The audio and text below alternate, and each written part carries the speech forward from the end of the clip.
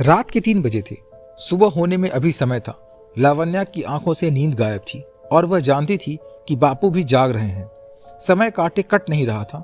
कभी उसके सामने कमल का चेहरा आता, कभी उसकी माँ का, कभी दादी का, कभी दादाजी का, कभी राम सिंह का और कभी उस खौफनाक मंजर का जहां उसकी निर्वस्त देह को उसके भाई ने नोचा था। और फिर आश्चर्यजनक रूप से खौफनाक मंजर से आजाद होने का दृश्य और अंत में उसके भाई के जिस्म को जंगली जानवरों के द्वारा खा जाना। किसी चलचित्र की भांति उसके आंखों के सामने आते जाते यह डरावने दृश्य उसको लगातार परेशान कर रहे थे। वो जब भी सोने की कोशिश करती, उसकी आंखों के सामने वही दृश्य घूमने लगते और अंततः वह उठकर बैठ गई और अपनी आंखें बंद कर हरिओम का जाप करने लगी। कुछ देर के लिए उसको शांति जरूर मिली, लेकिन थोड़ा समय और बीत जाने के बाद ध्यान अवस्था में अचानक उसके आंखों के सामने सारे दृश्य सजीव हो उठे। उसने अपनी बंद आंखों से देखा, झरने पर नहाने के बाद जैसे झाड़ी की झुरमुट में उसने अपनी कमीज उतारी और चोली को पहनना चाहा, पीछे से किसी ने उसे अपनी बाहों में जकड़ लिया और उसकी चोली को झाड़ी में फेंक दिया और उसे एक पत्थर की चट्टान पर पटक दिया। अब उसका चेहरा सामने दिख रहा था, वह कमल था। उसने उसके साथ दरिंदगी करनी शुरू कर दी और तभी एक पिचासनी आई और वो कमल के जिस्म को नोच नोच कर खाने लगी और उसका सारा रक्त पी गई। अब उसके सामने कमल का सिर्फ अस्थि पंजर था। इसके बाद उस पिचासनी ने उसके माथे को चूमा और अंतरिक्ष में विलीन हो गई। इस दृश्य को देखते ही सब कुछ शीशे की तरह साफ हो गया और उसका ध्यान टूट गया। ध्यान अवस्था में इस चलचित्र को देखकर लावण्या को भरोसा हो गया कि यह पिचासनी शायद उसकी दादी हो सकती है, जिसके बारे में बापू ने बताया था कि वो पहाड़ी से गिरकर मर गई। बापू अभी भी बाहर चट्टान पर बैठे सो रहे थे, लेकिन वह जानती थी कि उनकी आंखों में भी नींद नहीं है और वह सिर्फ अपनी आंखें बंद करके लेटे हैं। यद्यपि इस समय उसका अशांत मन शांत हो चुका था, लेकिन अपनी माँ और दादा दादी के बारे में जानने की उत्सुकता चरम पर पहुंच गई थी। उसके मन में भयंकर रूप से उथल पुथल मची थी और अपने अंदर की इस उथल पुथल को शांत करने के लिए वो चुपचाप अपने बापू के बगल में जाकर बैठ गई। लावण्या को अपने बगल में बैठे देखकर बापू ने अपनी आंखें खोली और कहा, लगता है तू भी आज सारी रात नहीं सोई। लावण्या अपने बापू के छाती पर सिर टिकाकर लेट गई और उसके गले में अपनी बाहें डालकर बोली, बापू, रात में मैंने सपने में जो खौफनाक दृश्य देखे थे उन्होंने पूरी रात मुझको सताया और एक पल के लिए भी मैं सो न सकी। और बापू, तुमने हमेशा मुझे माँ का भी प्यार दिया, पिता का भी प्यार दिया, लेकिन कभी मेरी माँ के बारे में मुझे ज्यादा कुछ नहीं बताया कि अचानक उनकी मौत कैसे हो गई और वह सांप इस घर में अचानक कैसे आ गया। और मेरे भाई कमल के बारे में भी मुझे कुछ नहीं बताया कि अगर वो मेरा भाई था तो वह मेरे साथ क्यों नहीं रहता था और आपने मुझे पहले क्यों नहीं उससे मिलवाया। राखी के त्योहार पर भी आपने उसे कभी नहीं बुलाया, जबकि मैं किसी भाई के हाथ में राखी बांधने को हमेशा तरसती रही।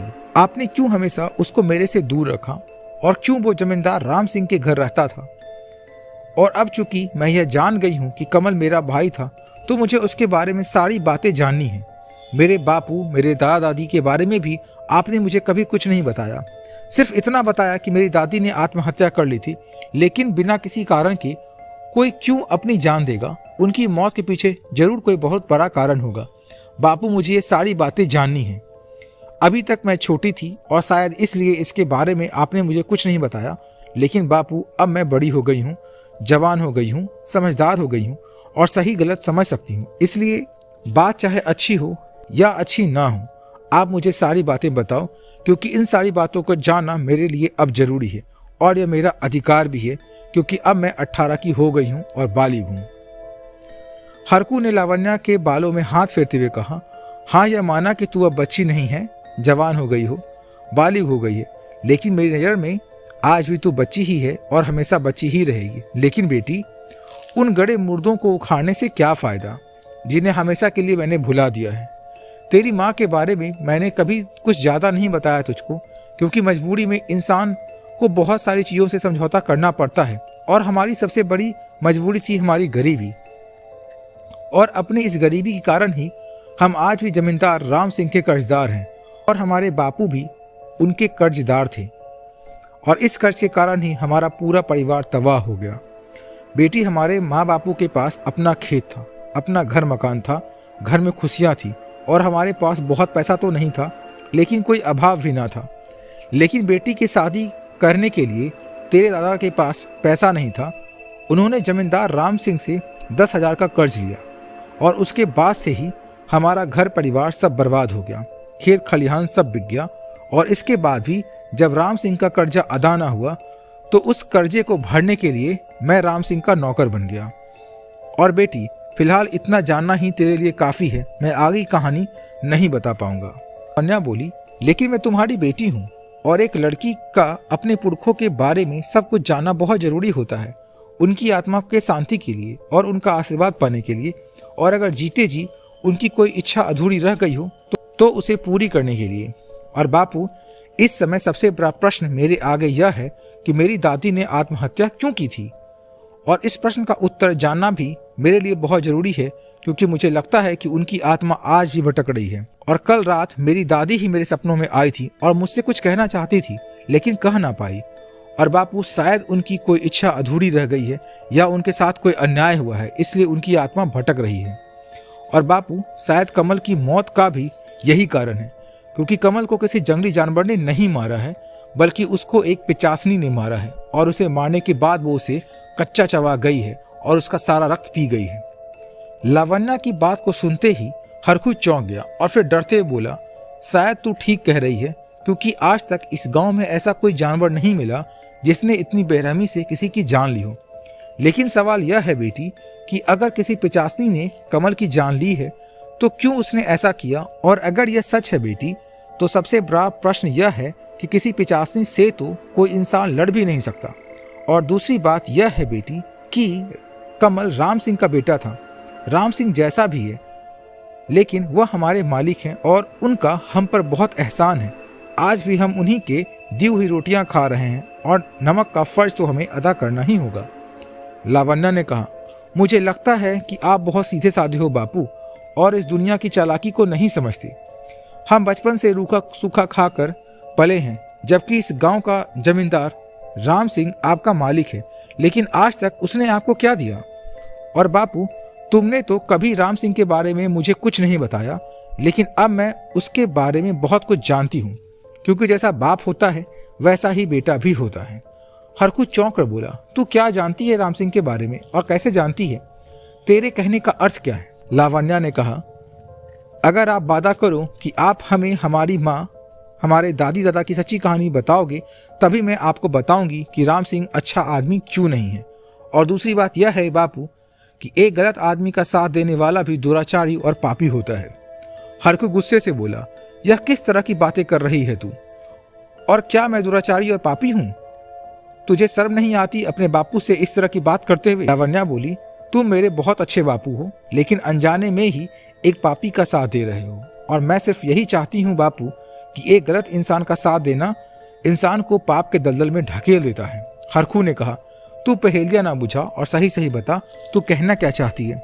लावण्या बोली, कमल मेरा भाई है और तुमने इतने सालों तक इस राज को मुझसे छुपाया, लेकिन आज अगर इस सच को तुमने मुझे बताया है तो एक सच मैं भी आज तुमको बताना चाहती हूँ, लेकिन तुम्हें वादा करना होगा इस राज को छुपाने का। और दूसरी बात, मुझे अपनी माँ और अपने दादा दादी की पूरी कहानी सुननी है। हरखू परेशान होकर बोला, तो किस सच की बात कर रही है? मैं तेरा बापू हूँ और जितना मुझे मालूम है वह सब तुझे बताऊंगा अगर जरूरी हुआ तो, लेकिन तुम क्या कहना चाहती हो अपनी सारी बात खुलकर बता। लावण्या बोली, ठीक है बापू, तो अब आप इस सच को जान लो कि जब कमल को किसी ने मारा उस समय मैं वहीं थी। मैं नहाने के बाद अपने कपड़े बदल रही थी और तब उसने मेरे साथ बलात्कार करने की कोशिश की थी और मेरी नग्न देह पर उसके वहसीपन के निशान भी हैं। यह सुनते ही हरखू बौखला गया और उसके बदन को झिकझोरते हुए कहा, क्या कह रही है तू? कमल पर इतना घिनौना इल्जाम तू कैसे लगा सकती है? लावण्या बोली, मैं तुम्हारी बेटी हूँ और तुमसे इतना बड़ा झूठ क्यों बोलूंगी? और यह कहकर उसने बापू के सामने अपने टॉप को अपने जिस्म से अलग कर दिया और अपने बदन पर खरोंचे दिखाते हुए कहा, मेरी ये हालत कमल ने की है, राम सिंह के बेटे कमल ने, जिसे आप मेरा भाई बता रहे हैं और जिसके मरने पर आप शोक मना रहे हैं। और जिस राम सिंह के नमक हलाली की बात आप कह रहे हैं, अगर कल को राम सिंह भी मेरे जिस्म को नोचेगा तो आप किसका साथ देंगे, राम सिंह का या अपनी बेटी लावण्या का?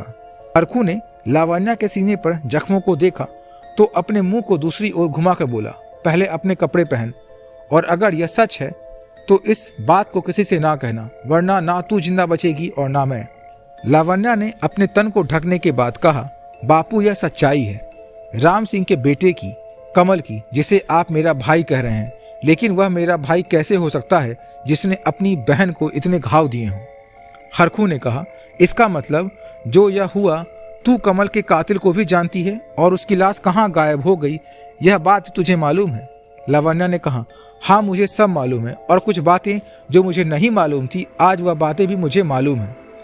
बापू, कमल ने उस दिन जब मेरी नग्न देह को अपनी बाजू में भरकर मेरे से दरिंदगी कर रहा था तभी किसी तीसरी ताकत ने मेरी जान बचाई। कोई दुखी आत्मा, कोई प्रेत या कोई पिचासनी जो बाद में कमल को खा गई और उसका सारा रक्त पी गई। आज रात्रि के तीसरे पहर अभी थोड़ी देर पहले ध्यान अवस्था में मुझे सब कुछ चलचित्र की भांति दिखा है। बापू, आज सारी रात मैं नहीं सोई और तब तक नहीं सो पाऊंगी जब तक अपनी दादी माँ को पिशाचनी योनि से मुक्ति नहीं दिलाऊंगी।